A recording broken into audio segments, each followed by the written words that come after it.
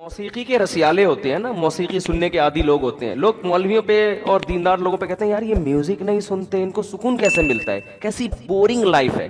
میں نے بہت دفعہ ایک واقعہ سنا ہے. ہماری ایک کزن تھی, اب ہماری کزنیں بھی بیان سن رہی ہوتی ہیں, بہت پرانا واقعہ ہے, اس کو سمجھ میں نہیں آئے گا کہ اس کی بات ہو رہی ہے. تو تھوڑا سا ان کا لائف اسٹائل ذرا لگژری تھا, تھوڑا سا ماڈرن قسم کے. تو ہمارے گھر میں آئی تو میری جو ہمارے گھر کی خواتین ہیں ان سے کہنے کیسا بورنگ تم لوگ کی زندگی ہے, ایکچولی کیسی بورنگ زندگی, نہ کوئی مووی دیکھ رہا ہے یہاں پہ, نہ کوئی میوزک چل رہا ہے, وہاں آرام سے ہمارا تو جوائنٹ فیملی تھی پہلے, بہت پرانی بات ہے. تو والد صاحب گھر میں آتے تھے, سب بہن بھائی اکٹھے بیٹھ کے کھانا کھاتے تھے, اور سب شادی, زیادہ تر ہم بھائی ہمارے شادی شدہ تھے, تو سب پردہ بھی کرتی تھی بھابیاں. تو وہ صبح اٹھے, نماز پڑھی, اسکول چلے گئے یا اپنے جو بھی کام نے, یعنی کوئی انٹرٹینمنٹ کی جو کوئی گھروں میں جیسے چیزیں ہوتی ہیں نا, ویڈیو گیم کھیل رہے ہیں, صحیح ہے نا, یا فلمیں دیکھ رہے ہیں, ڈرامے دیکھ رہے ہیں, یہ سب چیزیں نہیں تھی. شادی بھی ابھی کوئی ڈانس ناچ گانا, بھائی شادی بھی ایسے ہی آرام سے. میری شادی ایسے ہوئی تھی کہ مجھے رشتہ آیا تو ہم نے کہا ٹھیک ہے بھائی, اوکے کر دیا. تو وہ لوگ پنڈی میں تھے, تو جب اوکے کر دیا تو پنڈی میں تھے, ٹھیک ہے نا, تو اب شادی کیسے ہوگی, ٹھیک ہے نا, وہ تو پنڈی میں تھے تو شادی کیسے ہوگی. تو اتنا تکلف تو کرنا پڑا کہ مجھے پنڈی جانا. تو میری والدہ چلے گئی پنڈی میرے ساتھ, اور میرے بھائی بھاولپور میں تھے, بھائی اور بھابھی وہ بھاولپور سے ہی پہنچ گئے وہاں پہ. میں والدہ کے ساتھ پنڈی پہنچ گیا. وہیں مسجد میں کسی مولانا صاحب نے نکاح پڑھایا, ہم جہاز سے واپس آ گئے کراچی. میں, میری والدہ اور ہماری اہلیہ واپس آ گئے. یہ ہو گئی شادی ہماری. کوئی پٹاخہ بھی جو شبرات کا ہوتا ہے نا وہ بھی نہیں پھوٹا. اچھا, جب شادی ہو گئے واپس آ گئے, تو میں جمعرات کو بیان کیا کرتا تھا اپنی مسجد میں. تو وہ جمعرات کو میں پھر ناغہ ہو گیا, کیونکہ میں شادی میں, اپنی شادی میں گیا ہوا تھا. میں, میرے کئی بیانات ناغے اپنی شادی کی وجہ سے ہوئے ہیں. لوگوں کے تو ناغے ہوتے ہیں نا, آج حضرت صاحب فلاں کی شادی میں گئے ہوئے ہیں. ہمارے جو ناغے ہوتے ہیں وہ اپنی شادی میں گیا ہوا ہوتا ہوں میں, بہت دفعہ ایسا ہوا ہے. تو میں اس دفعہ بھی اپنی شادی میں گیا ہوا تھا. تو وہ میری پہلی شادی تھی. تو میں جب واپس آیا ہوں, تو اب کچھ لوگوں نے پوچھا مفتی صاحب کل آپ تھے نہیں, جمعرات میں ہم آئے, بیان تھے نہیں. میں نے کہا میری شادی تھی. تو کہہ رہے پرسوں تو آپ ادھر ہی گھوم رہے تھے. یہ کیا ہو گیا, پرسوں تو آپ ادھر ہی گھوم رہے تھے. تو میں نے کہا کیا, کہاں گھومتا پھر میں, آپ بتاؤ. جس کی شادی ہونے والی ہوتی ہے اس کو کہاں گھومنا چاہیے, کیا کرے. کہہ رہے کچھ بھی نہیں یار, تو بس ایسے ہی گئے ہو گئی ہماری. تو اب بتاؤ کوئی انٹرٹینمنٹ لائف میں کچھ ہوا, کچھ بھی نہیں یار. یہ کس قسم کی شادی ہے یار. لیکن اس قسم کی شادی کئی دفعہ ہو سکتی ہے. حقیقت بتا دوں آپ کو میں, یہ جو انٹرٹینمنٹ ہے نا, یہ ان لوگوں کو مہیا نہیں ہے جو اس قسم کی شادی نہیں کرتے. ایک دفعہ میں تو دھوم دھڑکا, پٹاخے, دولے آ رہے ہیں جناب, اس کے گلے میں ہار ڈالے جا رہے ہیں اور لفافے آ رہے ہیں اس کے, سارا ولیمے کا خرچہ ہم نے. پھر میں نے ولیمہ کیا, وہ بھی سادگی سے کیا. ولیمے میں ہم نے لفافوں پر پہلے پابندی لگا دی, کسی کو لفافہ لانے کی اجازت نہیں, اپنے خرچے پہ کریں گے ہم جو بھی ہوگا. وہ سادگی سے کیا, وہ بھی کوئی زیادہ دھوم دھڑکا نہیں تھا. تو وہ ولیمہ آپ ہال میں بھی کر سکتے ہو, غلط نہیں. اللہ نے آپ کو پیسہ دیا تو آپ ذرا اچھے طریقے سے کر لو. تو اب کیا ہوا کہ جب لوگ آئے ہیں تو وہ بھی حیران ہو رہے یار یہ کس قسم کا حساب کتاب چل رہا ہے. تو لفافوں پر بھی ہم نے پابندی لگا دی, کوئی لفافہ لانے کی. اچھا پابندی لگاؤ تو کوئی بھی الحمدللہ لے کے بھی نہیں آیا. یعنی اس کا مطلب لوگوں کے ذہن میں پہلے سے ہوتا ہے کہ یار یہ جان چھوڑاؤ لفافوں سے. تو ولیمہ میں دولہا ولیمے کے سارے پیسے کیا کر لیتا ہے, لفافوں میں ریکور ہو جاتے ہیں. تو اس پہ بڑا خوش ہوتا ہے کہ مولویوں کی شادی دیکھو کتنی سادہ سے, ایک 5 روپے بھی نہیں ملے, نہ کوئی پٹاخہ پھوٹا, نہ کوئی فائرنگ ہوئی, نہ کوئی ہلا گلا ہوا. تو ان کی زندگی میں انٹرٹینمنٹ بالکل بھی نہیں ہے. تو کسی مولوی کے پاس بیٹھو تمہیں بتائے گا بھائی سادگی میں جو فائدے ہیں وہ ان عیاشیوں میں نہیں ہیں. تو جب آپ ایک شادی اس طرح سے کرو گے تو بس ایک ہی ہوگی, وہ اب دوبارہ ختم, کیونکہ اس میں اتنا برباد ہو گئے تھے نا اس میں. اور وہ 2-3 دن کی انٹرٹینمنٹ ہے, دھوم دھڑکا ہو گیا. اس میں پھر جو آگے مسائل ہوتے ہیں, پنجاب میں تو بہت ہی زیادہ ہو رہا ہے. وہ کزنیں آپس میں ناچ رہے ہیں, ڈانس کر رہی ہیں, لڑکیاں بھی لڑکے بھی بیٹھے ہوئے ہیں. دیکھو لوگ کہتے ہیں اس میں ہے کیا, کوئی خدا نخواستہ ہم کوئی غلط نیت سے تو نہیں دیکھ رہے. دیکھو ان چیزوں کے سائیڈ ایفیکٹ فوری نہیں ہوتے. میں نہیں کہہ رہا کہ جو ایسے مس گیدرنگ میں ڈانس ہوا ہے تو کوئی کسی نے جا کے کسی لڑکی کو پکڑ لیا وہاں جا کے, نا کوئی غلط کر رہا ہے اس کے ساتھ, کچھ بھی نہیں ہوتا. حیا آہستہ آہستہ ختم. حیا ختم ہونے سے پتہ ہے کیا ہوتا ہے؟ یہ جو آپ کی نئی جنریشن ہے نا, یہ اپنے بڑوں سے بدتمیز بن جاتی ہے, کیونکہ حیا آپ کو روکتی ہے باپ کے سامنے اونچی آواز سے بات کرنے سے, ماں کے سامنے اونچی آواز سے بات کرنے سے, بہن کو روکتی ہے بھائی کے سامنے تھوڑا سا ریزرو رہ کے رہے, وہ تمیز سے بات. لیکن جس بہن نے بھائی کے سامنے ڈانس کر لیا, اب آپ اس سے یہ امیدیں نہ لگاؤ کہ وہ بھائی کو رسپیکٹ دے گی, بھائی جان آپ کائنڈلی آئیے بیٹھیے, نہ, وہ جب ڈانس کر لیا اس نے تو بھائی وہ کہے گی جتنی میں ہوں اتنے ہی یہاں پہ, کوئی ہم کو ایک دوسرے پر حق نہیں ہے, تمیز سے چلنا ہے چلو ورنہ شٹ اپ. ٹھیک ہے نا, بات آ رہی ہے سمجھ میں؟ پھر وہ جو جذبے ہیں نا, بھائی جو بہنوں کے لیے جان دے دیا کرتا, اس کو جناب اس کے لیے نچھاور کر دی اپنی زندگی, یار اس کی حفاظت کرنی ہے, اس پہ پیسہ خرچ کرنا ہے, یہ اگر بیوہ ہو گئی تو کوئی بات نہیں میرے گھر میں, یہ سب چیزیں کہیں ختم. اخپل زندگی, آپ اپنی لائف, میں اپنی لائف کو انجوائے کروں گا. یہ آہستہ آہستہ یہ ہوتا ہے یہاں کے. ہر گناہ کے ایک زہریلے اثرات ہیں جو فوری طور پر نہیں نظر آتے.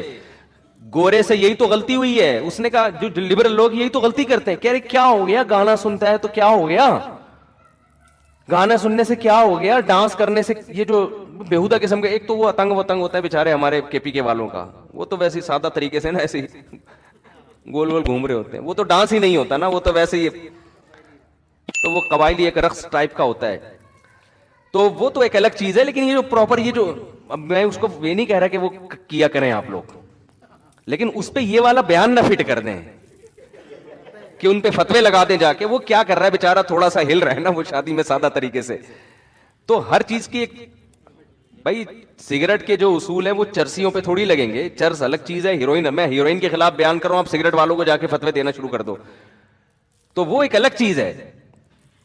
کے پی کے میں یا بعض دیہات میں ہوتا ہے کہ وہ کیا ہوتا ہے کہ تھوڑا سا ڈھول رکھ کے نا, اتنگ کہتے ہیں اس کو, اتنگ کہتے ہیں نا, وہ تھوڑا سا اتنگ مار رہے ہوتے ہیں.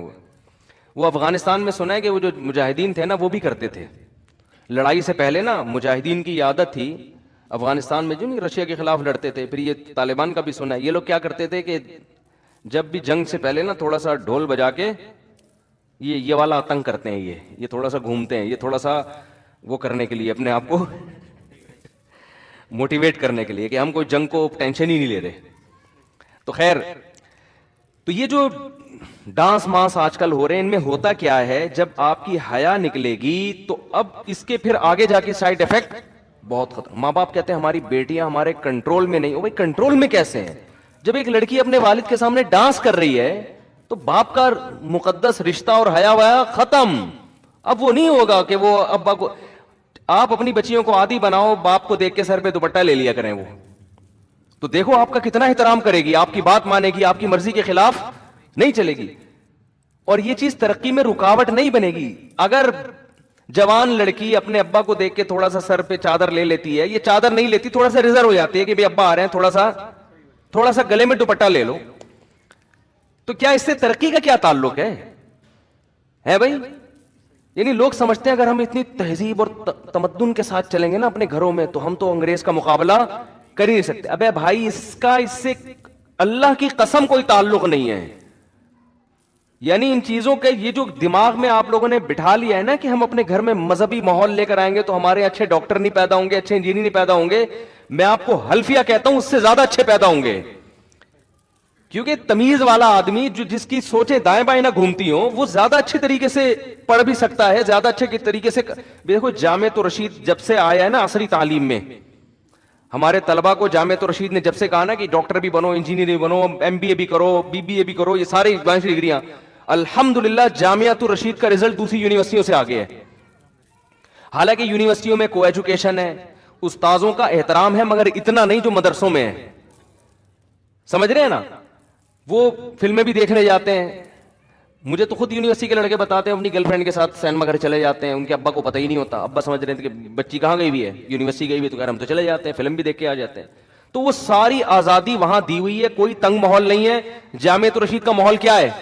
تنگ ماحول ہے. وہاں گرل فرینڈ ہے ہی نہیں, سارے اپنے جیسے لڑکے داڑھیوں والے, وہ بھی وہی نظر آئیں گے اس کو. تو کوئی انٹرٹینمنٹ کا ماحول نہیں ہے. لیکن آپ رزلٹ دیکھو, الحمدللہ رزلٹ دیکھو آپ کبھی. ابھی تو اللہ کا شکر ہے پتہ نہیں 10-12 کمیشن آفیسر نیوی میں گئے ہیں جامعۃ الرشید کے, 2 साल पहले मैं मेरे शागिर्द भी हूं, मैं उनसे मिला हूं, मेरी एक तस्वीर भी यूट्यूब पे शाया हुई थी, आपने देखा होगा, नेवी के ऑफिसर खड़े हुए, बीच में मैं खड़ा हुआ हूं, तो उनमें ज्यादातर हमारे शागिर्द थे। तो ये दिमाग में ना आप लोगों ने खामखा में एक चीज बिठा ली है कि यार बिल्कुल ऐसा अय्याशी दे दो तो तरक्की ज्यादा होगी, तरक्की ज्यादा नहीं होगी। आप कह सकते हो अंग्रेज ने इतनी अय्याशी में कैसे तरक्की कर ली। ओ भाई, अंग्रेज अगर इतना अय्याश ना होता, इससे 10 गुना आगे निकल चुका होता, समझ रहे हैं ना। जैसे एक आलिम कहने लगे कि लोग कहते हैं ना, उलमा कहते हैं कि सूद हमारी मुआशी, सूद जो है ना, सूदी निजाम जिस कंट्री में होगा तो मईशत क्या हो जाएगी, बर्बाद।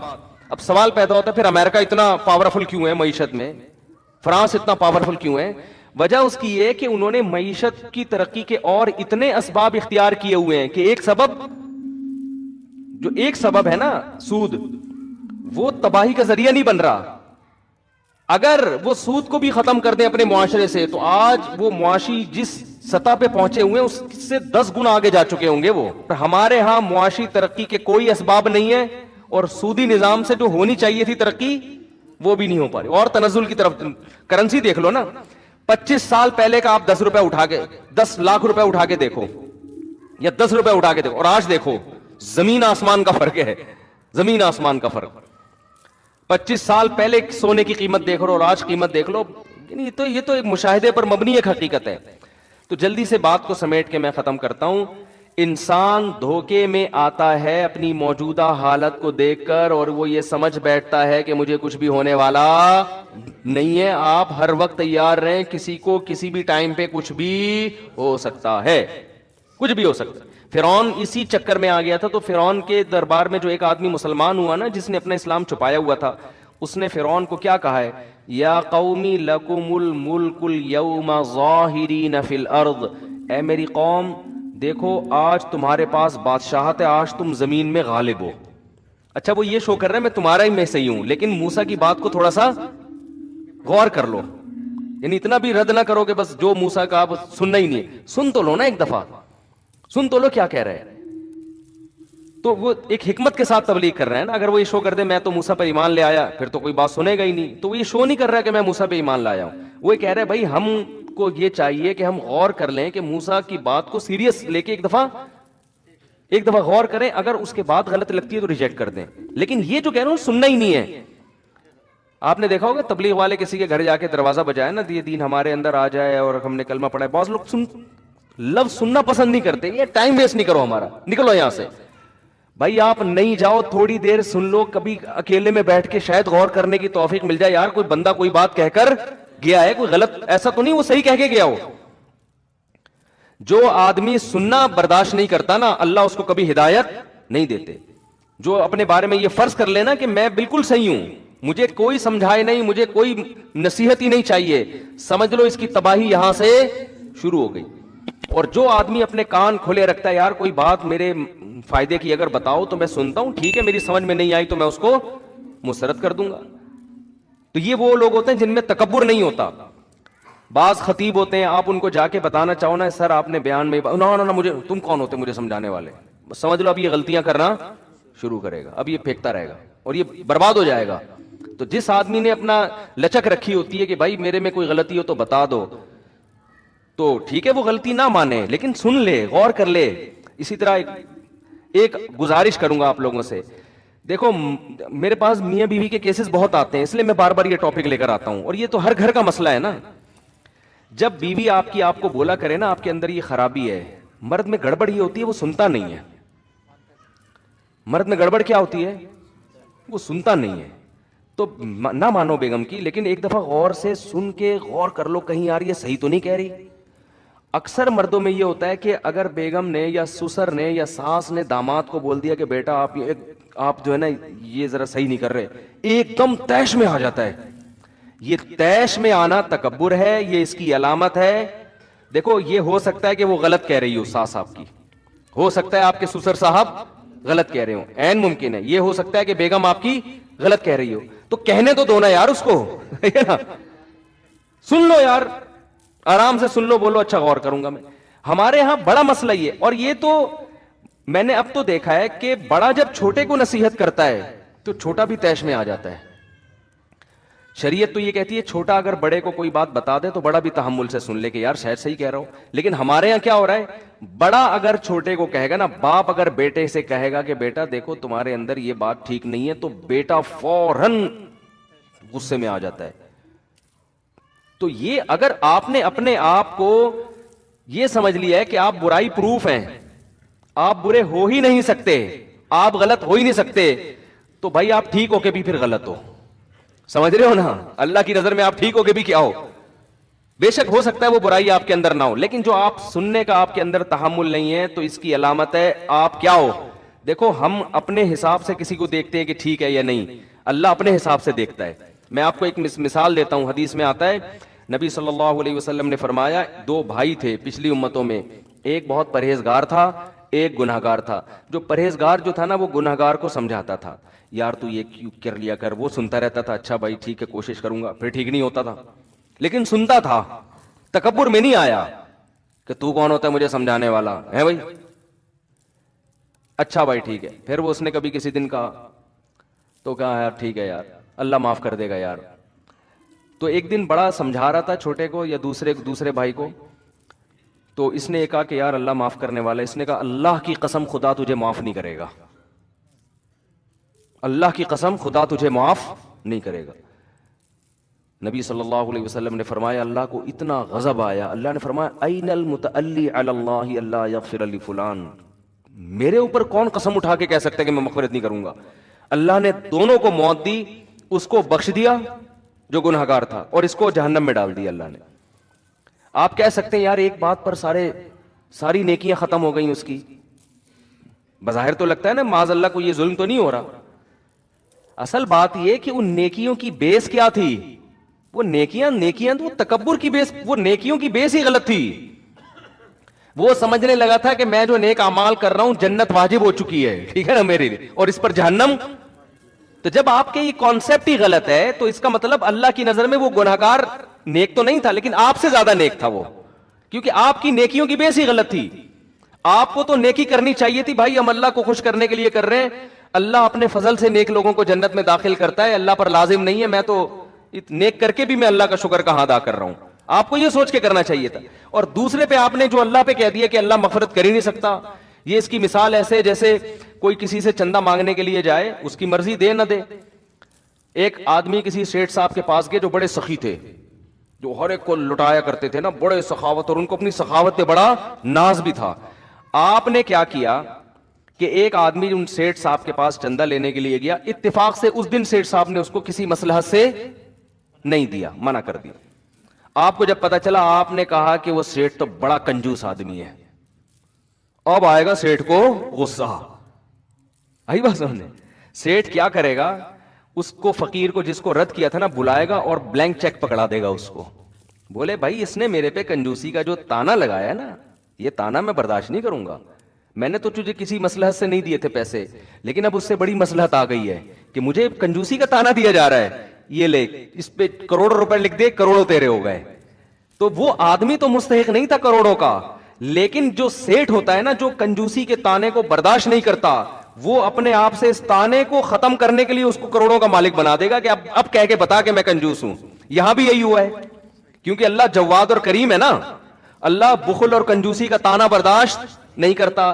اللہ یہ تانا برداشت نہیں کرتا کہ میں رحیم و کریم نہیں ہوں, صحیح ہے نا, یہ تانا اللہ کو برداشت نہیں ہے. اب اللہ گنہگار کو سزا دے رہا ہے, اس میں اس کی مصلحت ہے, اس کا قانون یہی ہے کہ گناہ ہوگا, وجہ اور مصلحت کیا ہے, ام نجعل المتقین کالفجار.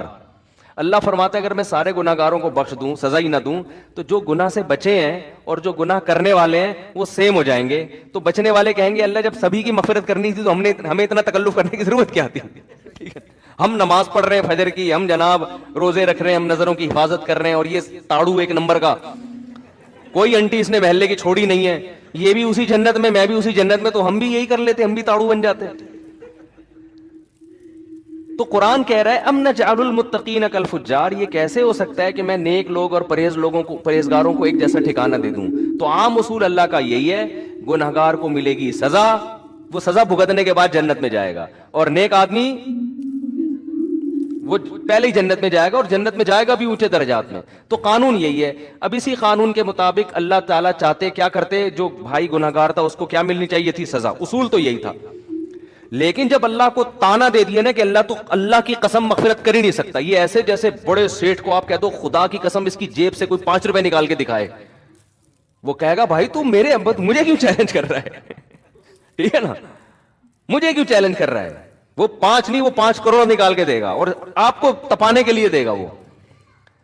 تو یہاں کیا ہوا ہے، اللہ کو یہ تانا دے دیا کہ وہ رحم نہیں کر سکتا، بندوں کو معاف نہیں کر سکتا. تو اب اللہ کو کی جو صفت ہے نا، جو غیرت والی صفت، وہ صفت جوش میں آئی ہے کہ میرے کو یہ کہہ دیا میں کسی گناہگار کو بخش نہیں سکتا، میں بخشوں گا اس کو. ٹھیک ہے نا، میں بخشوں گا، کر لے کیا کرنا ہے تو نے. تو وہ غریبی میں اس کی کیا بخشش ہو گئی؟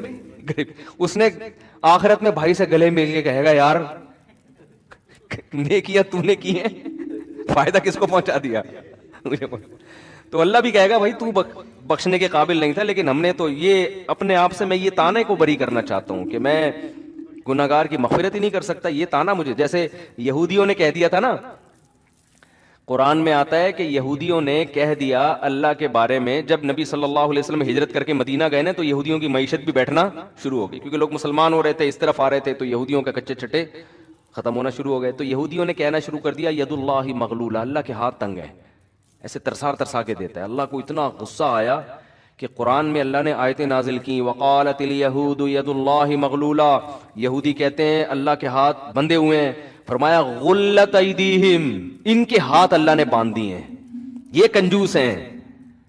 بل یداہ مبسوط، جیسے ہم جب کسی کو تانا دیتے ہیں نا، کوئی آپ کو بولے کہ تو چور ہے، کہ تیرا باپ چور ہے، ہم کہتے ہیں نا، کیا خیال ہے؟ چور ہوگا تیرا باپ، ایسے ہی کہتے ہیں کہ نہیں کہتے؟ اگر تھوڑا غصہ آئے تو آپ بولیں گے میں چور نہیں ہوں، اس کی علامت ہے کہ آپ چور ہیں. کیونکہ جو بالکل چور نہیں ہوتا نا، وہ چوری کا تانا اس کو تھوڑی سنتا ہے. اگر آپ واقعی چور وہ چوریاں کرتے تھے، کسی نے آ کے بول دیا یار تم تو چور ہو، تو آپ کہیں گے نہیں ڈرنے لگو، نہیں بھائی میں چور نہیں ہوں، بھائی میں چور نہیں ہوں، ایسے کرو گے نا.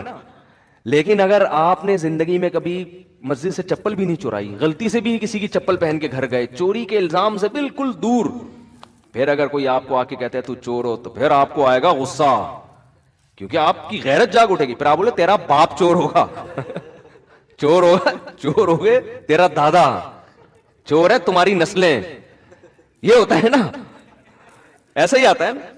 تو اللہ چونکہ جواد اور کریم ہے نا، بہت خرچ کرتا ہے. تو اللہ نے یہودیوں کو صرف یہ جواب نہیں دیا. یہودی نے کہا کہ اللہ کے ہاتھ بندھے ہوئے ہیں، اللہ نے کہا بالکل غلط کہہ رہے ہیں، نہیں، قرآن میں ایسی آیت نازل کرتے ہیں یہ جھوٹ بول رہے ہیں، ایسا بالکل بھی نہیں ہے، غلط بیانی سے کام لے رہے ہیں، میں تو بڑا سخی ہوں، دیکھو میں نے سورج پیدا کیا، میں زمین سے، پھر اللہ اپنی کبریائی بیان کرنا شروع کرتے تو میں نے تو زمین سے یہ چیزیں پیدا کی. نہ نہ، یہ اسٹائل اس موقع پر، یہ انداز بلاغت کے خلاف ہوتا کہ اللہ اپنی نعمتیں گنوانا شروع کر دیتا، یہ بلاغت کے خلاف ہوتا. اللہ نے بتایا کہ مجھے بخل کا تانا برداشت نہیں ہے. کیوں؟ جو جواد اور کریم ہوتا ہے نا بہت زیادہ، وہ کنجوسی کا تانا بالکل بھی برداشت نہیں کرتا، وہ تو غیرت کا مسئلہ بنا لیتا ہے، یہ اس کی علامت ہوتی ہے، اس کو بہت بڑا جرم سمجھتا ہے. یہ دیکھو آپ کسی گورے کو بول دو کہ تو یار بد نظری کرتا ہے، تو آنکھ مٹکا کرتا ہے لڑکیوں کا، وہ کہے گا تھینک یو، وہ کہے گا بھائی آپ کا بہت شکریہ، اب صرف اتنا سا کرتا ہوں میں، کیونکہ ان کے ہاں سے زیادہ ہو رہا ہے، وہ کہیں یہ کیا ہے، اس کو جرم نہیں سمجھے گا. لیکن آپ یا کسی گورے کو زانی کہہ دو، ابے تو شادی کے بغیر کسی لڑکی سے تیرے تعلقات ہیں، کہ میری باڈی ایکچولی میری مرضی، میں جو مرضی کروں، وہ اس کو اتنا بڑا مسئلہ نہیں سمجھتے. لیکن گورے کے سامنے یہ بتاؤ کہ فلاں آدمی اتنا اچھا ہے کہ وہ کہہ رہا ہے بھائی میں تو میری پہ بلیو کرتا ہوں، میں تو شادی کر کے، وہ کہہ کہ چلو یار اچھا بہت تہذیب یافتہ آدمی ہے، وہ ویری گڈ کہہ کے نکل جائے گا بدلی گلی سے، ٹھیک ہے نا، کہ یار چلو اچھا ہے. ایسے لوگ بھی کچھ مارکیٹ میں 2-4 عجائب گھر میں رکھنے کے لیے ہونے چاہیے، ٹھیک ہے، کہ جو بھی شادی پہ بلیو کرتے ہیں، اچھا ہے ہمارے عجائب گھر اس سے چلتے رہیں گے. جیسے وہ چرچوں کے قائل ہیں کہ بھئی ایک قدیم ایک روایات ہیں کہ ایک مذہب کا بالکل ہی عنصر ختم ہو جائے تو ایک تو بالکل ہی روایات ہی ختم ہو جائیں گی نا، تو 2-4 پادری عجائب گھر میں رکھنے کے لیے ہونے چاہیے تاکہ پتہ چلے ہم اصل میں کرسچن ہیں. تو یہ سب چیزیں وہ رکھتے ہیں مینٹین کہ ہمارا کلچر ختم نہ ہو. ہر اچھی قوم یہ کام کرتی ہے، کلچر کو باقی رکھنے کی کوشش کرتی ہے. تو خیر اب کیا ہے کہ لیکن آپ یہاں کسی پرہیزگار آدمی، کوئی بزرگ ہوں جو ہر وقت بد نظری کے خلاف بیان کرتے ہوں، وہ آپ ان کو بولو کہ یہ تاڑو ہے، ابھی زانی بھی نہیں کہا، اس کو ایسا غصہ آئے گا، وہ کیوں، وہ اس جرم کو بہت بڑا جرم سمجھ رہا ہے، تو وہ کہے گا تیرا باپ تاڑو ہوگا تو اپنا ڈی این اے کرا جا کے، تیرے تو نسب پہ مجھے شک ہے، ایسے ایسے تانے دینا شروع کر دے. یہ بلاغت ہوگی اس موقع پر. تو یہ غصہ آنا اس کی علامت ہوگی کہ آپ اس تانے کو ہلکا نہیں سمجھتے. اس موقع پر ہمیشہ نہیں ایسا ہوتا، بعض دفعہ مصلحتاً انسان خاموش رہتا ہے کہ یار لوگ تو بولتے رہتے ہیں، اب ہر ایک کو جواب دیں گے تو مصلحتاً ایک الگ بات ہے، لیکن نارملی جواب کا اسٹائل یہ ہوتا ہے. تو اللہ میاں نے جب یہودیوں نے کہا نا کہ اللہ کے ہاتھ بندھے ہوئے ہیں، تو اللہ نے یہ نہیں کہا کہ نہیں میرے ہاتھ بندھے ہوئے نہیں ہیں، دیکھو میں تو خربوزہ پیدا کیا، میں نے تو کھجور پیدا کی، میں تو اتنا کھلا رہا ہوں، اتنا پلا رہا ہوں صبح شام. نا نا نا نا، اللہ نے جواب دی، کیونکہ اللہ کو یہ تانا پسند نہیں ہے. اللہ نے کیا فرمایا؟ غلت ایدیہم، ان کے ہاتھ بندھے ہوئے ہیں. یہ کنجوس ہے ایک نمبر کے، اور آج بھی کنجوس ہیں یہودی. غلت ایدیہم ولعنوا بما قالوا، اور جو انہوں نے کہا اس پر ان پر لعنت ہے. بل یداہ مبسوطتان، اللہ کے، دیکھو یہودیوں نے کہا تھا اللہ کے ہاتھ، دونوں ہاتھ نہیں کہا تھا، حالانکہ دونوں ہاتھ ہی بندھے ہوئے ہوتے ہیں نا جب کسی کے ہوتے ہیں، لیکن اللہ نے یہ نہیں کہا اللہ کے ہاتھ کھلے ہوئے ہیں، نا بل یداہ، اللہ کے دونوں ہاتھ، کیونکہ ہاتھ کا لفظ ایک پر بھی اطلاق ہوتا ہے، دو پر بھی ہوتا ہے.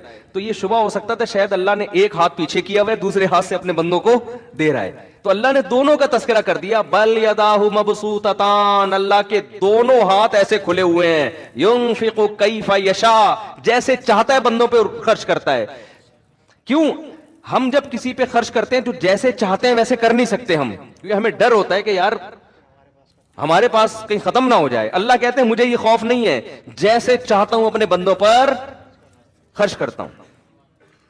تو یہ خود اللہ کے جواد اور کریم ہونے کی علامت. ایسا جواد اور کریم خدا ہو اور آدمی کہہ رہا ہو دوسرے کے بعد تیسرا بچہ ہوا تو کھائے گا کہاں سے؟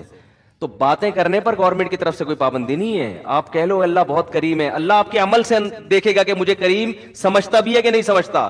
اب یہ بھائی نے ماشاءاللہ داڑھی رکھی ہوئی ہے، عراق گئے نا یہ، تو داڑھی کی وجہ سے ان کی جاب نہیں ملی ان کو. انہوں نے کہا کہ بھائی داڑھی کاٹنی ہے، تو انہوں نے مجھے فون کیا، میں نے کہا داڑھی کاٹنا جائز نہیں ہے، آپ دوسری جاب تلاش کر لو. انہوں نے چھوڑ دی جاب. تو جو آدمی اللہ کو کریم سمجھے گا کہ یار خزانے کس کے ہاتھ میں ہیں؟ اللہ کے، وہ حرام کی طرف نہیں جائے گا. لیکن ہم کیا ہو رہا ہے کہ سارے گناہ کر کے، تو سب گناہ کر کے ہی آپ نے اگر کمانا ہے تو پھر اللہ کریم کا کیا مطلب ہوا؟ گورا کہتا ہے تم بھی اسباب پہ یقین کرتے ہو، میں بھی اسباب پہ یقین کرتا ہوں، تم بس اللہ کو کہہ دیتے ہو کہ وہ رزق دینے والا ہے، تو میں بھی کہہ دیتا ہوں، تو فرق کیا ہو گیا؟ کافر میں مسلمان میں فرق یہ ہے کہ مسلمان اسباب اختیار کرتا ہے روزی کے، لیکن ناجائز کی طرف نہیں جاتا. کیوں؟ وہ کہتا ہے اسباب سے نہیں ہے، رزق دینے والا کون ہے؟ اللہ ہے. پھر بھی اگر رزق نہ ملے نا تو سمجھ لو کہ اللہ کی مصلحت میرے ساتھ یہی ہے، وہ مجھے آزمانا چاہتا ہے. کیونکہ جس کے پاس ہو وہ نہ دے رہا ہو تو کوئی مصلحت ہوتی ہے نا. باپ کی جیب میں پیسے بھرے ہوئے ہیں، بچہ جیب خرچی مانگ رہا ہے، باپ نہیں دے رہا. اس کا یہ مطلب نہیں ہے کہ بھائی باپ ظالم ہے، باپ کچھ اور چاہ رہا ہے. باپ چاہ رہا ہے تمہارے لیے بڑی پراپرٹی خرید لے، اس سے باپ چاہ رہا ہے کہ تمہاری عادت نہ خراب ہو جائے، تم کہیں عیاشیوں میں نہ پڑ جاؤ. تو کوئی مصلحت سے نہیں دے رہا تو اسی میں خیر ہے. تو بعض دفعہ اللہ کسی کو زیادہ روزی دے دیتا ہے، بعض دفعہ کسی کو تنگ روزی دیتا ہے کسی مصلحت سے. جس کی روزی تنگ کر دی وہ اسی میں خوش رہے کہ اسی میں میری خیر ہوگی. تو بات کو ختم کرتا ہوں میں. تو فرعون کو، حامان کو دنیا کی ظاہری حالت دیکھ کر یہ خیال گزرا کہ ہم ہمیشہ اسی طرح رہیں گے. جوان آدمی یہ سمجھتا ہے میں ہمیشہ اسی طرح رہوں گا، خوبصورت یہ سمجھتا ہے میں ہمیشہ ایسا ہی رہوں گا، دولت مند سمجھتا ہے میں ہمیشہ ایسے ہی رہوں گا. بھائی یہ تھوڑے دن میں ٹائم ختم. اور جب آپ کا ٹائم آئے گا نا، پڑے ہوئے ہوگے بستر پہ اور قسم پرسی کی زندگی گزار رہے ہوگے، تو آپ کو اور مجھے عبرت ہوگی، لیکن ہمیں دیکھ کے دوسرے کو پھر بھی عبرت نہیں ہوگی. سمجھ رہے ہیں؟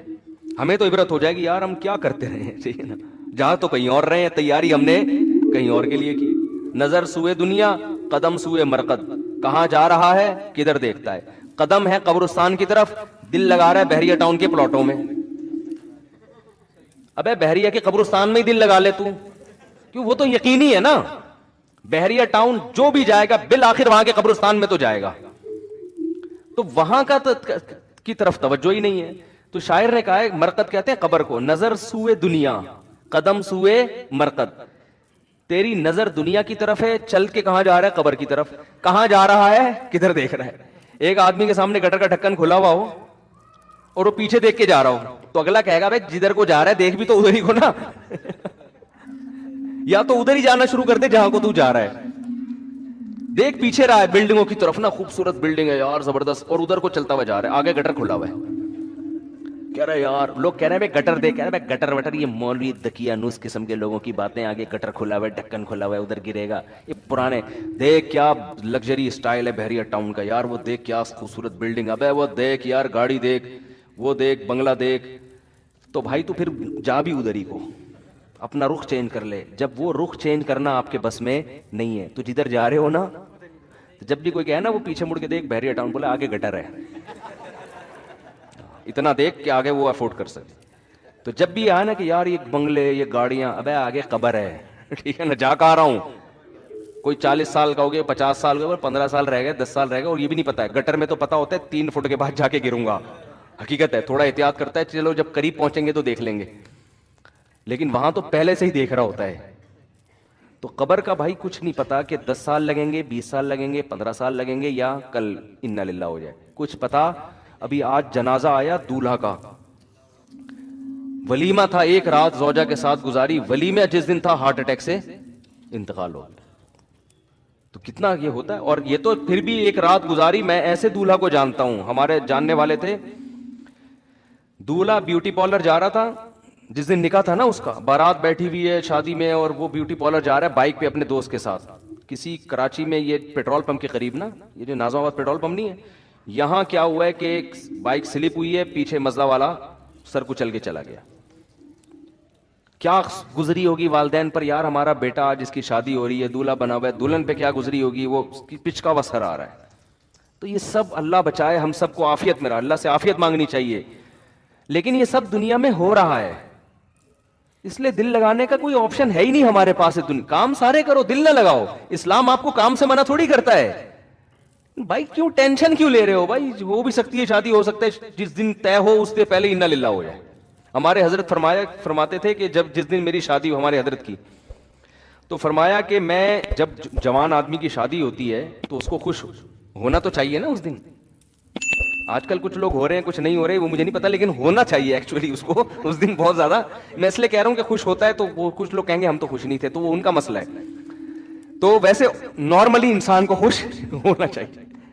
تو حضرت نے فرمایا کہ میری جب شادی ہوئی نا, اور جو نظر کی حفاظت کرنے والے لوگ ہیں, جو پاک دامن لوگ ہیں, ان کو نکاح میں لذت بھی اللہ نے زیادہ رکھی ہوتی ہے. تو حضرت فرماتے ہیں کہ میں جب گھر والوں کے پاس جانے لگا تو میں نے دل میں سوچا کہ اگر اس وقت موت کا فرشتہ آئے اور کہ چل بھائی آخرت کے لیے, تو تیرے دل پہ کیا گزرے گی ہے بھائی. آدمی اصولی طور پر شاید ہم جیسے نالائق ہوتے ہیں, ہم کہتے ہیں اللہ 3-4 دن تو مہلت دے دے, اتنے عرصے کے بعد پہلی دفعہ شادی ہو رہی ہے. طارق مسعود صاحب ہوتے تو چلو کوئی مسئلہ نہیں تھا, کئی دفعہ ہو چکی تھی پہلے بھی. ارادہ بھی ایک کا ہو, حضرت کا تو ایک ہی کا ارادہ تھا, ایک ہی کی انہوں نے, وہ تو دوسری کے, وہ تو کہتے تھے یہ جس نے کوئی غم نہ ہو, جیسے کہتے ہیں نا بکری پال لے. تو کیا حالت ہوگی. اور پاک دامن, اور ہمارے حضرت کی صحت بھی بڑی زبردست تھی. میرے شیخ حضرت مفتی رشید احمد صاحب رحمہ اللہ تعالی لدھیانہ کے, پنجاب کے تھے, سب صنوبر کے تنے جیسا ان کا قد تھا ماشاءاللہ, بہت زبردست صحت حضرت کے. جب بھی کئی واقعات ہیں حضرت کے, جب بھی تو نہیں کہہ سکتا, واقعات ہیں. انوار الرشید میں جو ان کی کتاب ہے اس میں لکھے ہوئے ہیں کہ کلائیاں توڑی ہیں پھڈوں کے دوران, ٹھیک ہے نا, پہلوانوں کی کلائیاں توڑی ہیں, تھے دبلے پتلے. تو لیکن جب ان کی لڑائیاں ہوئی ہیں نا پھڈوں کے دوران, پہلوان کی کلائیاں توڑی ہیں, 2-3 پہلوانوں کی, کسی کی کلائی توڑ دی, کسی کا سیٹنگ آؤٹ ہو گئی, بھاگ گئے وہ. تو بہت زبردست فائٹ کرنا جانتے تھے, بڑی خاندانی صحت رکھی ہوئی تھی. تو صحت مند آدمی وہ تو ظاہر ہے اور زیادہ اس کو نکاح میں رغبت ہوتی ہے. تو حضرت فرماتے ہیں میں نے اپنا محاسبہ کیا. وہ ہر وقت نا اپنے آپ کو چیک کرتے تھے یہ بڑے لوگ, کہ ہم آخرت سے غافل تو نہیں ہو رہے کہیں. یعنی ہر وقت چیک, دنیا کی نعمتیں تو ساری رکھنی ہیں, لیکن آخرت کو ہمیشہ دنیا پہ ترجیح. بھائی تیار ہر وقت موت کے لیے. تو میں اور آپ ہوتے ہیں, ہم کہتے ہیں اللہ 6 مہینے کی مہلت دے دے, 10 مہینے کی مہلت دے دے. ہمارے تو آگے بھی بڑے پلان ہیں نا, یا اللہ ابھی تو میری شادی ہوئی ہے, ابھی تو میں مفتی صاحب کے بیان سننا میں نے شروع کیے ہیں, ابھی تو بیگم کا ذہن بنانا ہے دوسری کے لیے, پھر تیسری کے لیے, پھر چوتھی کے لیے, پھر جب 4 ہو جائیں گے پھر بچے ہوں گے, پھر بیٹیاں ہوں گی, پھر بیٹیاں بڑی ہوں گی, پھر بیٹیوں کی شادیاں ہوں گی, پھر بیٹے اسٹیبل ہو جائیں گے, پھر میں ان کے لیے پراپرٹی بنانے کی سوچوں گا, پھر میں ان کے لیے اتنے مکان بناؤں گا, پھر میں مکان بنا کے پھر جب سب کو نام کر کے پراپرٹی تقسیم کر کے پھر میں آخر میں حج پہ جاؤں گا. پھر میں حج سے آنے کے بعد قضائے عمری بھی میں نے کرنی ہے. 40 سال سے میں نے ایک نماز بھی نہیں پڑھی ہے. وہ قضائے عمری میری کمپلیٹ ہو جائے, اس کے کمپلیٹ ہونے کے بعد بھی سوچ رہا ہوتا ہے ابھی مرنا مناسب رہے گا کہ نہیں رہے گا. وہ 2-3 کوئی چیزیں رہ تو نہیں گئی ہیں, ابھی بھی سوچ رہا ہوتا ہے کہ ابھی مناسب ہے کہ نہیں. تو بچے بھی ہو گئے, بچوں کی شادیاں بھی ہو گئیں, سارے کام دھندوں سے فارغ ہو کر پھر 4 مہینے بھی تبلیغ میں بہت عرصے سے سوچا. نیک لوگوں کی بات کر رہا ہوں, جو برے لوگ ہیں وہ تو کہتے ہیں سوال ہی پیدا نہیں ہوتا کہ میں دنیا سے جاؤں, یہ تو ہو ہی نہیں سکتا. جو نیک ہے پرہیزگار ہیں ان کی بات. پھر آخر میں یار ہم 4 مہینے بھی تبلیغ میں, ہم نے کب سے سوچا ہوا تھا جب سب کاموں سے فارغ ہوں گے تو حج کیا, پھر 4 مہینے کے لیے تبلیغ میں جا کے فارغ ہو کر آئے. پھر اے اللہ, پھر اگر فرشتہ آ جائے تو مجھے شاید کوئی اعتراض نہ ہو. یہ بہت نیک آدمی کی بات کر رہا ہوں, تھوڑا سا بھی ہوگا کہہ کے پھر بھی نہیں, صحیح ہے نا, پھر بھی نہیں. تو ہم میں سے ہر شخص نے یہی پلان کیا ہوا ہے. 4 کا شاید نہیں کیا ہوا لیکن ایک میں ہی کہ بچے ہوں گے, پھر بیٹیوں کی شادی ہو جائیں گی, پھر حالانکہ بچے بھی ایک آدھ ہو رہے ہیں کہ کیا پلان کرنا ہے یار ان 2 بچوں کے لیے, تو نے چھوڑ دے ان کو یار, چھوڑ دے ان کو, یہ خود ہی پل جائیں گے. پلان کرنے کے لیے بچے تو ہوں یار, مزہ تو آئے یار. 25-30 بچے ہیں, آدمی پلاننگ کر رہا ہے یار, یہ والا کوئی تبلیغ میں بھیج دو, اس کو انجینئر بنا دو, اس کو آرمی میں بھیج دو. مزہ بھی آتا ہے پلان کرتے ہوئے. آپ کہو گے اتنے وسائل کہاں سے آئیں گے, ہو جائیں گے, ٹھیک ہے نا, اللہ نے چاہا. تو پلان کرنے کا مزہ بھی جب آتا ہے جب آپ کے پاس ہول سیل کے حساب سے اولاد ہو. پھر آدمی سوچتا ہے اس کو رکشے پہ لگا دے, اس کو WR, ایک کنڈکٹر WR کا بھی گھر میں ہونا چاہیے. اس کو ڈاکٹر بناؤں گا, اس کو میں سائنٹسٹ بناؤں گا, اس کو میں فوج میں کمیشن آفیسر بھیجوں گا, اس کو میں تاجر بناؤں گا. پلان کرنے میں مزہ آتا ہے. ایک آدھ بچہ ہے, تو نے جو بننا ہے نا بن کے بتا دینا مجھے کیا بننا, خود ہی اطلاع دے دینا. تو وہ پلان نہیں ہوتا. خیر, تو ہمارے حضرت کا کیا سوچ, فرماتے ہیں میرا نکاح ہوا, میری رخصتی ہو گئی, تو میں سوچ رہا ہوں کہ اگر اس موقع پر موت کا فرشتہ آئے تو مجھے دھچکا تو نہیں لگے گا کہ یار تھوڑا ٹائم مانگ لوں. حضرت فرمایا الحمدللہ. میں بار بار دل کو ٹٹولا, میں نے کہا نہیں, مجھے مرنے میں کوئی غم نہیں, کوئی غم انشاءاللہ نہیں ہوگا. صحیح ہے نا, یہ شریعت ہم سے یہ چاہتی ہے, شریعت ہم سے یہ چاہتی ہے. تو ہم لوگ اس پہ ہیں نہیں. تو یہ بن جائے تو اس کا سب سے بڑا فائدہ ہے زندگی خوشی میں. وہ میں موسیقی کی بات پھر اگلے بیان میں کروں گا انشاءاللہ, کہ جو کہتے ہیں نا موسیقی لائف میں بورنگ, وہ جو ہمارے کزن کا میں بتا رہا تھا نا, یہ بورنگ لائف. تو بات یہ ہے کہ جس لائف کو آپ بورنگ سمجھ رہے ہو نا, خوشیاں اسی میں ہیں.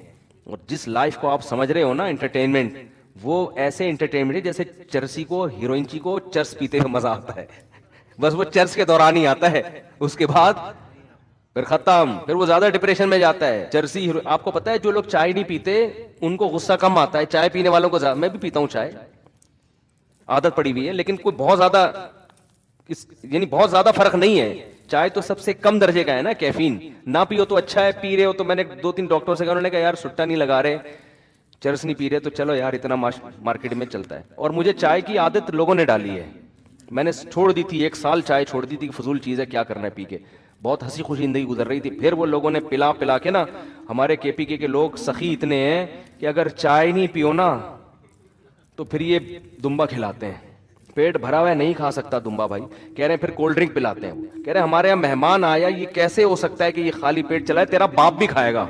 حقیقت ہے, ہمارے مہمان آیا یار خالی پیٹ چلا جائے. ابے بھائی میں اس کا بھی تو مہمان تھا, ادھر میں دمبا چربی میں کھا کے آیا ہوا ہوں, وہاں میں نے کولڈ ڈرنک بھی پی لی, لسی بھی پی لی, بھائی میں پھٹ پھٹا کے مر جاؤں گا. کہہ رہے ہیں ہمارے, ہم لوگ سوچیں اپنے بچوں کو کیا بتائیں گے یار, ہمارے مہمان آئے, اور یہ تو غیرت کا مسئلہ ہے.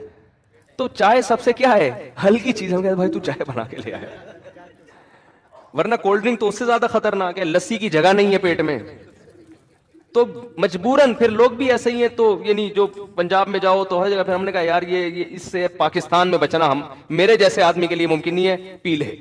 ٹھیک ہے نا, کیا ہو جائے. لیکن حقیقت بتاؤں, میں نے جب 1 سال چائے چھوڑی رکھی تھی نا, تو مجھے ہو گیا تھا کہ جو میرے اندر ہر آدمی میں کچھ نہ کچھ غصہ تو ہوتا ہے نا، وہ بھی ختم ہو گیا تھا، یعنی غصے والی باتیں بھی نہیں آ رہا تھا۔ وجہ کیا ہے کہ چائے بھی آپ کو ریلیکس کرتی ہے نا، تو جب آپ کو ریلیکس کرتی ہے تو پھر آپ اس کے عادی ہو جاتے ہیں، پھر آپ کو کوانٹٹی بڑھانی پڑتی ہے۔ تو یہ ہر چیز میں ایسے ہی بڑھاتے بڑھاتے، لیکن وہ کیونکہ بہت کم درجے کا نشہ ہے، وہ بہت زیادہ پیتے رہو تو جا کے ہوتا ہے، اور اس سے چھوڑنا بھی کوئی اتنا مشکل کام نہیں ہے، 3-4 دن تک، 8-10 دن تک اثر ہوگا، پھر نارمل ہو جاؤ گے۔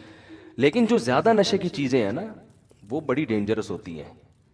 اس میں چرسی ہیروئن چی زیادہ ڈپریشن میں ہوتے ہیں، حالانکہ وہ ڈپریشن ختم کرنے کے لیے پی رہے ہوتے ہیں۔ صحیح ہے نا؟ ابے بھائی تو ڈپریشن ایک ہمارے محلے میں ایک بندہ تھا، وہ سگریٹ پیتے تھے، وہ 55-60 سال ان کی عمر، ان کے پھیپڑوں میں بلغم بہت پیدا ہوتا تھا، ٹی بی ہو گئی ان کو، وہ سگریٹ پیتے تھے تو بلغم نکلتا۔ ڈاکٹر کہہ رہے ہیں یہ سگریٹ چھوڑ دے، وہ کہہ رہے ہیں ڈاکٹر صاحب جب سے سگریٹ پیتا ہوں تو بلغم اکھڑتا ہے۔ اب جب نہیں پیتے تو وہ اور تکلیف ہوتی تھی۔ ڈاکٹر نے کہا یہ پیدا سگریٹ کی وجہ سے ہو رہا ہے، جب پینا چھوڑ دو گے تھوڑے دن تکلیف ہوگی، یہ پیدا ہونا ہی ختم۔ لیکن سگریٹ پینے والے کی کھوپڑی میں یہ بات نہیں آتی، وہ سمجھتا ہے سگریٹ پی کے میں ریلیکس ہو جاتا ہوں۔ ابے بھائی جو سگریٹ نہیں پیتا وہ پیے بغیر ریلیکس ہوتا ہے، ٹھیک ہے نا؟ جو تیری کنڈیشن سگریٹ پینے کے بعد بنتی ہے نا، تجھے خوشی محسوس ہوتی ہے، وہ جو اس کو سگریٹ کی عادت نہ ہو، وہ سگریٹ کے بغیر وہ خوشی محسوس کرتا ہے۔ تو موسیقی اور یہ انٹرٹینمنٹ کا بھی یہی ہے کہ جو ان چیزوں کے عادی ہو گئے، ان کو خوشی کے لیے یہ چیزیں چاہیے، نہیں ملیں گی تو ٹینشن میں جاتے ہیں، اور جو ان چیزوں کے عادی نہیں ہیں وہ یہ چیزیں سنے بغیر وہ مزے میں ہوتے ہیں، جو آپ کو موسیقی سن کے مزہ آ رہا ہوتا ہے۔ یہ بات کھوپڑی میں لوگوں کی آ نہیں رہی ہے۔ تو یہ پھر کبھی کسی اور موقع پر انشاءاللہ اس پر میں تفصیلی بات کروں گا۔ اللہ ہمیں گناہوں سے بچنے کی توفیق عطا فرمائے، اور اس دنیا کو مسافر خانہ سمجھنے کی توفیق عطا فرما دے۔ تو یہ بڑی مزے کی لائف ہو جائے گی، آپ کی گناہ بھی چھوٹ جائیں گے، پھر پیسہ تو کمانے سے منع بھی نہیں کیا، پھر آپ کو 1000 گز کا بنگلہ مل جائے، ٹھیک ہے یار انجوائے کرو، نہیں ملے ٹھیک ہے، گاڑی مل گئی ٹھیک ہے، نہیں تو ڈبلی گیا رہا۔ بینک اسلامی سے پاک قطر تکافل لینا کیسا ہے؟ ہم جامعۃ الرشید میں بہت سے علماء کو تکافل پر اعتراض ہے، میرے جیسا ناچیز بھی مطمئن نہیں ہے تکافل پر، باقی دارالعلوم کے بڑے بڑے علماء اس کو جائز کہتے ہیں۔ جب دو اہل حق علماء میں اختلاف ہو جاتا ہے تو پھر عامی آدمی یہی ہے کہ احتیاط یہ ہے کہ نہ کیا جائے، اور گنجائش یہ ہے کہ کر لیا جائے۔ تو دونوں قول پر عمل کیا جا سکتا ہے، کیونکہ عامی آدمی کے لیے تو دونوں ایک جیسے ہیں نا۔ جب بھی کوئی ایسا اختلاف ہوتا ہے نا تو علماء ایک ٹرم استعمال کرتے ہیں کہ اس میں احوط یہ ہے کہ اس سے بچو، ایسر یعنی آسانی اس میں ہے کہ کر لو، کیونکہ اب اختلاف ہے تو خالص حرام نہیں کہہ سکتے اس کو، سمجھتے ہو؟ تو کوئی کرنا چاہے تو، یا کسی کو ان کی رائے پر اعتماد ہو تو ٹھیک ہے۔ سعودی عرب نے تبلیغ جماعت پر پابندی لگا دی ہے۔ دیکھو بات یہ ہے، میں بار بار یہ کہتا ہوں، انور مقصود نے جب معین اختر سے پوچھا نا کہ ماموں کیا کرتے ہیں، تو معین اختر نے کہا ماموں کی باتیں کس سے پوچھو؟ ماموں۔ تو سعودی حکومت جو کر رہی ہے نا، تو سعودیہ کی باتیں کس سے پوچھو؟ حکومت سعودیہ سے پوچھو، مجھ سے پوچھ کے پابندی نہیں لگائی۔ آئی بس سمجھ؟ تو وہ پروگرام کا میں نے کلپ دیکھا تھا، بہت جگہ فائدہ ہوا، بہت جگہ فائدہ ہوا، گھر میں بھی فائدہ ہوا۔ میرے گھر والے مجھ سے کچھ پوچھ رہے ہوتے ہیں نا کہ وہ کیا کہہ رہا تھا، میں نے کہا ماموں کی باتیں کس سے پوچھو؟ ماموں سے پوچھو۔ تو یہ مسجد میں بھی فائدہ ہوا، لوگ مجھ سے آگے پوچھ رہے ہوتے ہیں۔ میں کہتا ہوں بھائی معین اختر سے ہم نے ایک چیز سیکھی ہے، اس کے شارٹ کلپ میں انور مقصود نے پوچھا کہ ماموں کیا کرتے ہیں، اس نے کہا ماموں کی باتیں ماموں سے۔ پھر جب بہت زیادہ پوچھا اس نے کہا ماموں گالیاں دیتے ہیں، یہ کرتے ہیں۔ غلط کیا ہے بھائی، اللہ تعالیٰ تبلیغ جماعت پہ پابندیوں کو ہٹائے سعودی عرب میں۔ حضرت صدر اسلام مفتی رفیع عثمانی صاحب کی طبیعت ناساز ہے بھائی، بہت بڑے سرمائے ہیں علماء کے لیے، پاکستانی علماء کے لیے، خاص طور پر پاکستانی عوام کے لیے۔ حضرت مفتی تقی صاحب کے بڑے بھائی ہیں، خصوصی دل سے دعا کریں اللہ ان کو شفائے کامل عاجل عطا فرمائے۔ عام بینک میں جو کہ اسلامی بینک نہیں ہے، پیسے جمع کروائیں زکوٰۃ نکالتے وقت سودی رقم الگ کر لی گئی ہے، تو یہ سودی رقم کہاں دے سکتے ہیں؟ کسی بھی غریب کو دے سکتے ہیں بغیر ثواب کی نیت سے۔ انڈیا سے مہمان آئے آپ سے ملاقات کرنے، ادھر ہی جب بیان ختم ہو مسافہ کر لینا بھائی، کیونکہ بہت تھکاوٹ ہوتی ہے۔ اور کوئی بات جلدی سے مختصر کسی نے پوچھنی ہو مجھ میں سے جلدی سے پوچھ لیں، یہ تو ہو چکے ہیں نا۔ یہاں سے کسی نے کوئی سوال پوچھنا ہو اسپیڈ کے ساتھ۔ ہائے ہائے ہائے، جس آدمی کا عقیدہ شرکیہ ہو اس کے پیچھے نماز نہیں ہوتی۔ اب یہ خود فیصلہ کریں کس کا شرکیہ ہے کس کا شرکیہ نہیں ہے۔ جی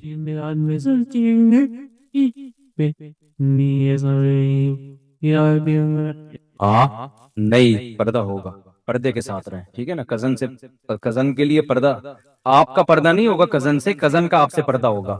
پردہ مرد کا نہیں ہوتا، پردہ عورت کا ہوتا ہے۔ جی یہ والا نہیں ہوئے، اچھا میں سمجھا ہو گئے۔ حضرت والا کراچی کے ٹریفک سے تنگ آ گئے ہیں، رانگ سائڈ ٹریفک بہت آتا ہے، کچھ پتہ نہیں ہوتا کہ کون کہاں جا رہا ہے، کبھی صبر کا پیمانہ لبریز ہونے لگتا ہے، ڈر لگتا ہے کہ بائک سے اتر کر کسی کو پھوڑ نہ دوں، بے صبرا ہو جاؤں اور جس پر غصہ آ رہا ہے اس کو دو چار رکھ دوں۔ وہ بھی رکھے گا، جب آپ 2-4 اس کے رکھیں گے تو 8-10 وہ بھی رکھے گا، اتنا نیک تھوڑی کوئی ہوتا ہے کہ آپ اس کے رکھیں اور وہ کچھ بھی نہ وہ تھینک یو کہہ کے چلا جائے۔ باقی آپ نئے نئے کراچی میں آئے میرا خیال ہے آپ کا مسئلہ ہی کس نے پوچھا، ہی نئے آئے ہیں کراچی میں، ہاں تو وہ تھوڑے دن میں عادی ہو جائیں گے۔ پھر جو تمیز سے ڈرائیونگ کر رہا ہوگا اس پہ آپ کو غصہ آئے گا، ابے کم بخت، یعنی آپ بولو گے ابھی یہ تو جو اسپیڈ لمٹ ہے اس کے اندر اندر کیوں چل رہا ہے تو یہ آپ کو تھوڑے دن میں سیٹ ہو جائیں گے۔ ہوتا ہے جب نئے نئے کوئی کراچی آتا ہے تو شروع میں ایسا ہوتا ہے۔ دیکھو یہ کراچی کے جو کھڈے ہیں نا، یہ اللہ کی بہت بڑی رحمت ہیں، اس کو عذاب مت سمجھو، حقیقت بتا رہا ہوں میں، اس سے کھانا ہضم ہوتا ہے۔ کراچی میں پیٹ کے مسائل بہت زیادہ ہیں، کراچی کی سڑکوں میں اسپیڈ بریکر زیادہ ہیں، سڑک کم ہے، کھڈے زیادہ ہیں، تو یہ اس کا فائدہ ہو رہا ہے، بہت فائدہ ہو رہا ہے اس سے۔ میں جب بھی کراچی آتا ہوں الحمدللہ کمر ومر کے سارے مورے اپنی جگہ سیٹ ہو جاتے ہیں، یہ تھوڑے دن میں سیٹ ہو جائیں گے انشاءاللہ۔ حضرت آپ نے فن والوں کے ساتھ اسٹوڈیو میں بیٹھ کر فنی ویڈیو دیکھی تھی جس میں عربی گانا بھی تھا اور میوزک بھی، تو کیا آپ اس بات کے قائل ہو گئے ہیں کہ فنی ویڈیو میں میوزک ہو سکتا ہے؟ مجھے تو پتہ بھی نہیں کہ فنی کچھ چل بھی رہا تھا اس میں۔ بعض دفعہ بیک گراؤنڈ میں میوزک چلا رہے ہوتے ہیں، وہ نہیں چلانا چاہیے، لیکن وہ میوزک مقصد نہیں ہوتا، وہ میوزک مقصد نہیں ہوتا، اپریشیٹ نہیں کرنا چاہیے اس میوزک کو، لیکن وہ جیسے آپ خبریں سن رہے ہیں پیچھے BBC سنتے ہو تو پیچھے میوزک چلتا ہے نا، اب یہ تھوڑی کہ BBC سننا ہی حرام ہو جائے گا، تو ایسے ہی وہ آج کل تو ہر جگہ بیک گراؤنڈ میں کچھ نہ کچھ چلا رہے ہوتے ہیں، تو وہ نہ سنا کریں، خود بخود آ رہے ہیں تو آنے دیں، اتنی سختی نہیں کرو اسلام میں یار، لوگ پتہ نہیں کیا کیا کر رہے ہیں، ڈسکو کلب میں جا کے ڈانس کر رہے ہیں اور کیا کیا ہو رہا ہے مارکیٹ میں، آپ نے بالکل ہی اس کو اتنا زیادہ پابندیاں لگا دیں۔ اس زمانے میں جو گنجائش کا پہلو ہے نا وہ نکالنا چاہیے، جو بھی مفتی معاشرے کی سوسائٹی کو سمجھے گا وہ گنجائش کے پہلو کو ہمیشہ ترجیح دے گا، جو اسلام کے بیسک چیزیں ہیں ان کو لوگ اگر چھوڑ دیں تو یہ بھی غنیمت، تو اس زمانے میں یہ بھی کافی ہے، تو اٹھا کے چوم کے رکھ لے بس قرآن پاک، نہیں کوئی ہدیہ نہیں۔ اب یہ جو فوجی لوگ پریڈ کرتے ہیں یہ بغیر میوزک کے ہو سکتی ہے؟ یعنی کچھ فتوے ایسے ہوتے ہیں جو مارکیٹ میں دینا آسان ہے، لیکن جب آپ کے پاس گورنمنٹ آئے گی تو وہ نہیں چلے گا، وہ پریڈ کرتے ہوئے جا رہے ہیں خاموشی سے، ایسا تھوڑی ہوتا ہے۔ کچھ جنگ کے موقع پہ دف بجانا یا موٹیویشن کے لیے اس طرح کی چیزیں، یہ تو فقہاء نے بھی لکھا ہے جائز ہے، تو اس کی میوزک میں یہ کر لینا چاہیے کہ جو گانے بجانے کے میوزک ہیں یہ تو بالکل حرام ہے، اور وہ میوزک جو موٹیویشن کا ذریعہ بن رہا ہے ملی نغموں میں یا پریڈ وغیرہ کے دوران، اس کو ناپسندیدہ کہتے ہیں، مکروہ کہتے ہیں، اس کے لیے وہ کبیرہ الفاظ وہ والے استعمال نہ کریں جو بالکل ایک ڈسکو کلب میں جا کے انسان ناچ رہا ہوتا ہے نا۔ میں نہیں کہہ رہا کہ اس کو بالکل حلال کہیں، لیکن تھوڑا ہلکا رکھیں، جتنی شریعت نے جس چیز کو رکھا ہے نا اس کو اتنا ہی رکھیں، اس کو کہتے ہیں ناپسندیدہ ہے، مکروہ ہے، اس طرح کے الفاظ استعمال کریں، اس پہ وہ حکام لوگ بہت الٹا سیدھا کر رہے ہیں۔ جنید جمشید کی جب نظمیں آنا شروع ہوئی نا اس میں بھی تھوڑا بیک گراؤنڈ میں ہو رہا ہوتا تھا، لوگ کہتے تھے یہ دیکھو میوزک، میں نے کہا بھائی وہ ڈسکو کلب سے آیا ہے یار، اب اس کو اتنا تو کرنے دو تھوڑا سا، اس کو بالکل ہی آپ نے صوفی بنا کے وہ کیا کرے گا بیٹھ کے، پھر تھوڑا سا تو پھر اٹریکشن اس میں نعت میں یا کوئی اس میں پیدا کرنے کے لیے تھوڑا سا تو آواز میں ایکو پیدا، لوگ ایکو کے بھی خلاف ہیں بعض لوگ، تو تھوڑا ہولا ہاتھ رکھیں، مقصد صرف یہ ہے جی۔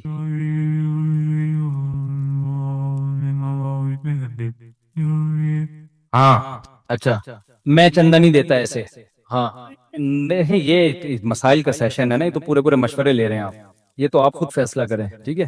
اچھا دیکھو یہاں بہت دفعہ ایسا ہو رہا ہے کہ لوگ سیلاب کے نام پہ مجھ سے چندہ مانگنے کے لیے آ رہے ہیں، میرے پاس لوگ رقمیں بھیج رہے ہیں سیلاب زدگان کے لیے، ان کو میں کہہ رہا ہوں ٹرسٹ میں بھیجو، پھر بھی بھیج دیتے ہیں، لا کے پکڑا دیتے ہیں، تو میں نے پھر ادھر ہی بھیجنا ہوتا ہے۔ کچھ لوگوں کو میں نے پرسنلی بھی دیے پیسے، نہیں وہ کسی اور مد میں استعمال نہیں ہو سکتی وہ رقم۔ لوگ آپ کو زکوٰۃ کے پیسے دیتے ہیں، آپ نے کسی کے کاروبار میں اٹھا کے لگا دی، حرام ہے، ناجائز ہے، یہ امانت ہے لوگوں کی، کہیں اور نہیں لگا سکتے آپ۔ ایک شرط میں لگا سکتے ہیں کہ آپ کے اکاؤنٹ میں آپ کے 1 لاکھ روپے پڑے ہوئے ہیں اور آپ کو کسی نے 1 لاکھ روپے زکوٰۃ کے دیے، تو یہ ہو سکتا ہے کہ آپ کا وہ 1 لاکھ زکوٰۃ کے کر لیے میں نے اور یہ 1 لاکھ میں استعمال کر رہا ہوں، اب وہ والے میں کسی غریب کو دے دوں گا، تو یہ تو کیونکہ پیسے بدل رہے ہیں نا، تو یہ تو اس میں کوئی نقصان نہیں ہے۔ یا یہ ہو سکتا ہے کہ جی جو اکاؤنٹ میں پیسے تھے وہ زکوٰۃ کے تھے اور آپ کے پاس جو پیسے آئے وہ پرسنل تھے، تو آپ نے کہا یہ پرسنل پیسے جو ہیں یہ میں زکوٰۃ میں دے رہا ہوں، فقیر آ گیا ہے اور وہ جو تھے وہ میرے ہو گئے، تو یہ جب ہے جب بیک اپ پہ اتنے پیسے آپ کے پاس پڑے ہوئے ہوں، اگر بیک اپ پہ پیسہ ہی نہیں ہے پھر جائز نہیں ہے، لوگ کیا کر رہے ہیں, خیانتیں کر رہے ہیں کہ 1 لاکھ روپے زکوٰۃ کے آپ کے پاس آئے اور آپ نے کیا کیا کہ جی چلو میں ابھی استعمال کر لیتا ہوں, پھر میرے پاس بھی جب آئیں گے نا اپنے پیسے تو میں زکوٰۃ میں ڈال دوں گا. یہ جائز نہیں ہے, یہ امانت میں خیانت ہے, گناہ ملے گا آپ کو اس کا. وہ اپنا بزنس بھی کر رہے ہوتے ہیں لوگ. اچھا, سیلاب زدگان کے نام پہ بہت سے لوگ آتے ہیں مجھ سے مدد طلب کرنے. دیکھو ہم نے ایک طریقہ بنایا ہوا ہے, اس کے بغیر ہم کسی کی مدد نہیں کرتے, کیونکہ کراچی میں فراڈی بھی بہت دبا کے گھوم رہے ہیں. ہر تھوڑے دن میں میرا مکان ٹوٹ گیا, ہمیں کیا پتا تیرا مکان ٹوٹا ہے کہ نہیں ٹوٹا. تصویریں لوگ بھیجتے ہیں, ہمیں کیا پتا بھائی تو اپنے گھر کی بھیج رہا ہے, کسی کی تصویریں نیٹ سے اٹھا کے بھیج رہا ہے. تو اس کا ہم نے ایک طریقہ بنایا ہوا ہے کہ ہمارے جامعہ کے طلبہ پورے ملک میں پھیلے ہوئے ہیں, جو جس علاقے میں وہ وہاں کا سروے کر کے رپورٹ دیتا ہے ہمیں کہ اس گاؤں میں اتنے متاثر ہیں, اس گاؤں میں اتنے متاثر ہیں. ان کی پوری, اب جامعہ رشید جائے, میں پوری ڈاکومنٹری بناؤں گا انشاءاللہ اس پہ, کہ ایک ایک جگہ کی کیلکولیشن انہوں نے کی ہے بڑی خاندانی طریقے سے. جامعہ رشید نے خاندانی کام کیا ہے بہترین, کہ کس گاؤں میں کتنے لوگ متاثر, کہاں کتنے لوگ متاثر, ان کے مہینے کے راشن کا کتنا خرچہ ہے اور کس چیز کی نیڈ ہے, ضرورت ہے, مچھردانی ہے کتنی, بہت, اور یہ اپڈیٹ کرتے رہتے ہیں. تو بڑا خاندانی کام ہے. تو ہم پھر انہی کے ساتھ تعاون کرتے ہیں کہ بھئی آپ جو ہے نا ایسے نہیں کوئی بھی اٹھ کے آ جائے. بعض لوگ کہتے ہیں ہو سکتا ہے وہ مستحق ہو, بھائی ہو تو بہت کچھ سکتا ہے دنیا میں, لیکن زیادہ تر فراڈی ہوتے ہیں اس میں جو غلط. تو ہم لوگوں کی امانتیں ایسے کیوں ضائع کریں؟ اس کا پھر ایک طریقہ یہ ہے کہ آپ بھی یہی طریقہ استعمال کریں, سروے کروایا کریں, رپورٹ لیا کریں, پھر ٹوکن دے دیتے ہیں جا کے, پھر ان کو کہیں بھی بلا لیا کسی ایسی جگہ پہ جہاں گاڑی جا سکتی ہے یا کشتی جا سکتی ہے, ایسی جگہ پہ ان کو بلا کے. اب ہیلی کاپٹر ہمارے بس میں نہیں ہے, سمجھتے ہیں نا, تو ورنہ تو بہت سی جگہ ایسی نا ہیلی کاپٹر کے علاوہ کام ہو ہی نہیں سکتا, تو وہ ایسے بالکل ہی ڈوب گئے ہیں وہ لوگ. تو اس طرح سے کام کریں. ہلر در میں اتنی بدنظمی ہو رہی ہے کہ کئی ٹرسٹ بیچارے جن کو پراپر سروے نہیں ہے, ایک آدمی کو 6 مہینے کا راشن دے دیا, اس کے پڑوس میں بھوکا مر رہا ہے, جو جا رہا ہے اس کو ڈبے دے کے آ رہا ہے, دوسرا بھی اسی کو دے کے آ رہا ہے, تیسرا بھی ان کو پتہ ہی نہیں کہ یہ پہلے 10 لوگوں سے لے چکا ہے. تو ڈسٹریبیوشن میں بہت گڑبڑیں ہو رہی ہیں. اس لیے جب بھی اس طرح کا کوئی بڑا کام کیا جاتا ہے پراپر طریقے سے, وہیں کے ہمارے یہ سہولت ہے کہ ہمارے طلبہ ملک کے چپے چپے میں الحمدللہ 20 سال سے ہم مدرسے میں پڑھا رہے ہیں نا, پورے ملک سے لوگ آتے ہیں, طلبہ جاتے ہیں, ان کا ریکارڈ ہے ہمارے پاس, کون سا طالب علم کہاں رہتا ہے, ان سے ہم رپورٹیں طلب کرتے ہیں, پھر ان کے ذریعے مدد کرتے ہیں. اس طرح سے کام آپ لوگ بھی اسی طرح سے کریں اگر کرنا چاہتے ہیں. ایسے ہلڑ دھڑل میں جا کے بس لوگ کیا کریں, تاجر ٹرک لے کے گئے, وہ اکثر تو ٹرک راستہ میں اڑ جاتے ہیں, اور پھر جا کے ایسے ہی پھینک پھاک کے آ گئے, تو وہ نہیں ہوتا, ایسے مزہ نہیں آتا, لوگوں کی امانتیں ضائع ہوتی ہیں اس طریقے سے. اور بعض لوگوں نے تو یہی لا کے رکھے, بارشوں میں سارا راشن ان کا تباہ و برباد ہو گیا. ان کو ذرا بھی خیال نہیں, کروڑوں روپے لوگوں کے آپ بارشوں میں برباد کر رہے ہو, راشن تباہ ہو رہا ہے. ایسے بھی ویڈیوز آ رہی ہے لوگوں کی. تو اس لیے کام کریں, پیسہ اللہ نے دیا ہے تو اس کو تمیز سے خرچ کریں, بےہودہ طریقے سے اسراف کر کے اڑانا ٹھیک نہیں ہے. وما علینا الا البلاغ, بہت مذاق ہو گیا. 2 پراٹھوں کا مطلب یہ نہیں ہوتا قیامت تک آدمی بولتا ہی رہے. گانوں میں کفریہ کلمات کا حکم. بہت سارے ایسے گانے ہیں جن میں کفریہ کلمات ہیں. اگر کوئی مسلمان اس جملے کو سمجھے بغیر انجانے میں وہ گانا گائے تو کیا اس کی وجہ سے وہ کافر ہو جائے گا؟ محمد تسلیم اختر انڈیا سے. نہیں, انجانے میں کافر نہیں ہوگا, لیکن گانا مسلمان کو گانے نہیں گانے چاہیے. باقی گانوں میں جو کفریہ کلمات ہوتے ہیں, اس میں ایک بات سمجھیں کہ شاعری کے اصول اور ضابطے کچھ اور ہوتے ہیں. بعض دفعہ شاعر کسی چیز کو مبالغہ کر کے بیان کر رہے ہوتے ہیں, اس پہ جو جذباتی لوگ ہوتے ہیں فوراً کفر کا فتویٰ لگا دیتے ہیں. یہ بھی غلط. شاعری کی دنیا ایک عام دنیا سے الگ ہوتی ہے. علامہ اقبال کی شاعری تھی نا شکوہ, اس میں اللہ سے بہت ساری شکایتیں کی. اب بعض لوگوں نے اس وقت متشدد لوگوں نے علامہ اقبال پہ کفر کا فتویٰ لگا دیا. صحیح جو سنجیدہ علماء تھے انہوں نے تو نہیں لگایا, لیکن بعض نے لگا دیا. تو وہ شاعری تھی, اس میں اللہ سے شکایتیں بھی ہو رہی ہیں, شکوے بھی ہو رہے ہیں. تو ایک نثر میں جب ہم عام نارمل حالات میں ایسی بات کر دیں تو وہ کفر کا فتویٰ لگے. شاعری کے اصول, میں یہ نہیں کہہ رہا شاعری میں کفر بکنا جائز ہے, میں یہ کہہ رہا ہوں کہ شاعر کی بات کو سمجھنے کی کوشش کرنی چاہیے کہ یہ کہنا کیا چاہ رہا ہے. تو اس میں جلد بازی نہیں کرنی چاہیے. کفر کے معاملہ ایسا نہیں ہے کہ کوئی بھی کچھ بات کہتے ہو آپ نے فوراً اٹھا کے اس کو کافر کہہ دیا. اور تو شاعری میں اگر آپ خود نہیں فیصلہ کر سکتے, کسی عالم سے پوچھ لیں, پڑھے لکھے سنجیدہ علماء سے, کہ بھئی یہ کافر ہے بھی یا نہیں ہے, یا یہ کلمات کفری ہیں, تو آپ کو بتائیں گے کہ بھئی یہ شاعری کا ناز ہوتا ہے. بعض دفعہ اللہ سے شکایتیں ہو رہی ہوتی ہیں, وہ شکایتیں صرف ایک ناز کے حکم میں ہوتی ہیں کہ ناز کیا جا رہا ہے اللہ کے ساتھ.